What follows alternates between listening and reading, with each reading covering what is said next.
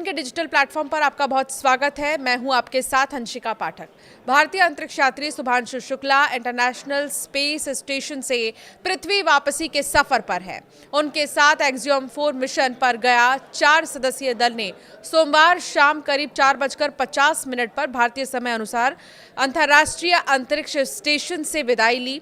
Space x का dragon spacecraft grace अब 22.5 घंटे की यात्रा के बाद मंगलवार यानी कि 15 जुलाई को भारतीय समय अनुसार दोपहर करीब 3 बजे अमेरिका के कैलिफोर्निया तट के पास समुद्र में स्प्लैश डाउन करेगा। ये मिशन भारत, पोलैंड और हंगरी के लिए ऐतिहासिक था, क्योंकि 4 दशकों बाद इन देशों के अंतरिक्ष यात्रियों ने किसी मानवयुक्त मिशन में भाग लिया। मिशन का नेतृत्व अमेरिका के अनुभवी अंतरिक्ष यात्री और एक्सियोम की कमांडर पैगी विट्सन ने किया है। चलिए अब आपको बताते हैं कि आखिर क्यों इतना खास था शुभांशु का ये मिशन। शुभांशु शुक्ला पहले भारतीय अंतरिक्ष यात्री हैं जिन्होंने अंतर्राष्ट्रीय अंतरिक्ष स्टेशन की यात्रा की है। राकेश शर्मा के बाद शुभांशु अंतरिक्ष में कदम रखने वाले दूसरे भारतीय नागरिक हैं। उनकी उपलब्धि भारत की अपनी मानवीय उड़ान के लिए काफी महत्वपूर्ण है। भारतीय अंतरिक्ष एजेंसी इसरो के पहले मानव अंतरिक्ष उड़ान मिशन गगनयान के लिए शुभांशु शुक्ला प्रमुख दावेदार हैं। इसके अलावा इसरो पहला मानव अंतरिक्ष उड़ान मिशन 2027 में लॉन्च करने की तैयारी में है। पीएम मोदी का 2035 तक भारतीय अंतरिक्ष स्टेशन बनाने का लक्ष्य है। इस मिशन का मकसद क्या होगा, चलिए विस्तार से आपको ये भी बताते हैं। तो भारत के शुभांशु शुक्ला ने अंतरिक्ष में मांसपेशियों और हड्डियों के क्षरण पर अध्ययन किया और लंबे अंतरिक्ष अभियानों के लिए सूक्ष्म शैवाल यानी कि माइक्रो एल्गे को पोषण का स्थायी स्रोत मानते हुए उस पर प्रयोग किया। उन्होंने शून्य गुरुत्वाकर्षण में पानी के व्यवहार पर भी प्रयोग किया है। पानी की सतह तनाव यानी कि सरफेस टेंशन का उपयोग कर उन्होंने अंतरिक्ष में पानी की गेंद बनाई और मजाक में कहा, मैं यहाँ वाटर बेंडर बन गया हूँ। तो वहीं दूसरे अंतरिक्ष यात्रियों ने कैंसर रिसर्च, पौधों की वृद्धि, मानव रक्त प्रवाह और मानसिक स्वास्थ्य पर भी प्रयोग किए हैं। शुभांशु के मिशन पर इसरो क्या कह रहा है ये भी आपको बताते हैं। 25 जून को कैनेडी स्पेस सेंटर से लॉन्च हुए इस मिशन के दौरान 60 से ज्यादा वैज्ञानिक प्रयोग किए गए हैं। इनमें चिकित्सा, कृषि और अंतरिक्ष विज्ञान से जुड़ी शोध गतिविधियां शामिल थीं। शुभांशु ने एक्सियोम 4 मिशन के दौरान आईएसएस पर अपने सभी 7 वैज्ञानिक प्रयोग और एक्टिविटीज सफलतापूर्वक पूरी करने की बात कही है। इसरो ने बताया कि भारतीय प्रजाति के टार्डीग्रेड्स, मायोजेनेसिस और मेथी और मूंग के बीजों का अंकुरण, साथ ही माइक्रो एल्गी, इसके अलावा फसल बीज और वाइजर डिस्प्ले जैसे 7 प्रयोग अच्छी तरह से पूरे किए गए। गगनयान की राह में भारत की उड़ान। शुभांशु शुक्ला की ये उड़ान भारत के 2027 में प्रस्तावित गगनयान मिशन की दिशा में एक अहम कदम मानी जा रही है।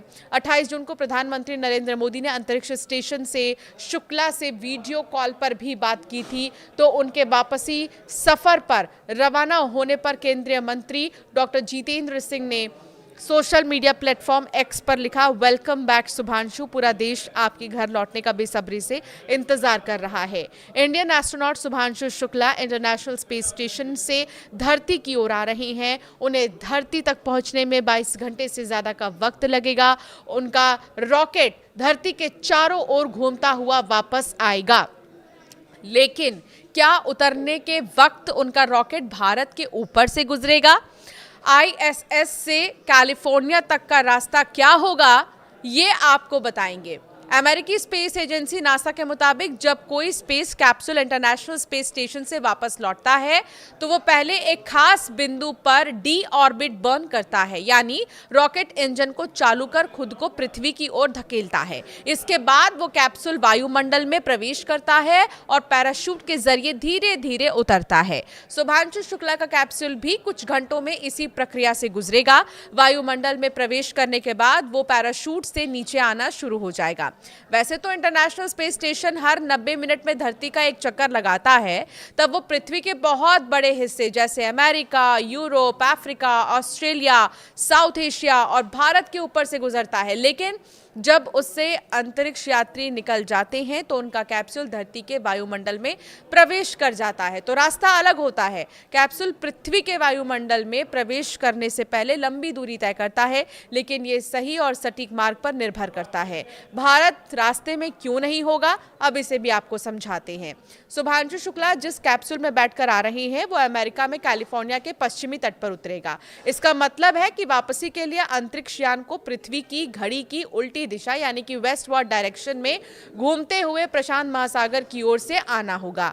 आईएसएस पृथ्वी की परिक्रमा पश्चिम से पूर्व यानी कि वेस्ट टू ईस्ट करता है, यानी ये भारत, थाईलैंड, जापान और फिर अमेरिका की ओर जाता है। लेकिन वापसी के वक्त चूंकि लैंडिंग कैलिफोर्निया पर होनी है तो कैप्सूल को आईएसएस के खास रोटेशन के दौरान वायुमंडल में प्रवेश करना होगा, जिससे वो प्रशांत महासागर से होकर कैलिफोर्निया तक पहुंचे। इसका मतलब ये हुआ कि रॉकेट भारत से नहीं बल्कि अमेरिका के पश्चिम की ओर यानी कि प्रशांत क्षेत्र से एंटर करेगा।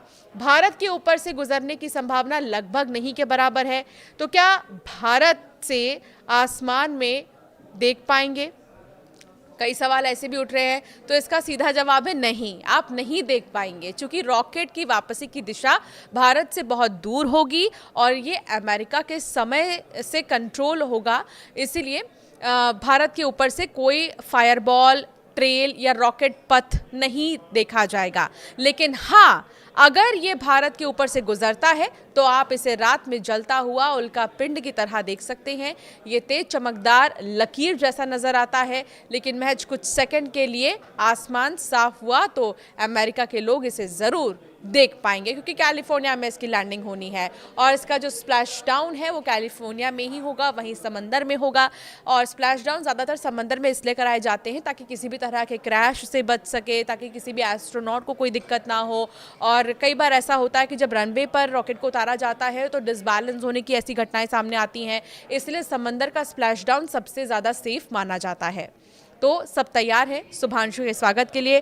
शुभांशु के माता पिता बहुत खुश नज़र आ रहे हैं और जब उन्होंने टेक ऑफ किया था आईएसएस के लिए तब भी उनके माता पिता बहुत ज़्यादा खुश थे। हालांकि खुशी के आंसू देखने को मिले थे, घर परिवार में खुशी की लहर थी और शुभांशु भी बहुत खुश थे। उन्होंने जय हिंद पहला मैसेज भेजा था और तिरंगा मेरे कंधे पर है, इस तरह के मैसेजेस उनके लगातार आते रहे हैं। और अब पूरा देश, पूरा भारत, पूरा हिंदुस्तान इस इंतज़ार में है कि वो जल्द से जल्द वापस लौटे और अपने अनुभव को साझा करें। आपका क्या मानना है, हमें ज़रूर कमेंट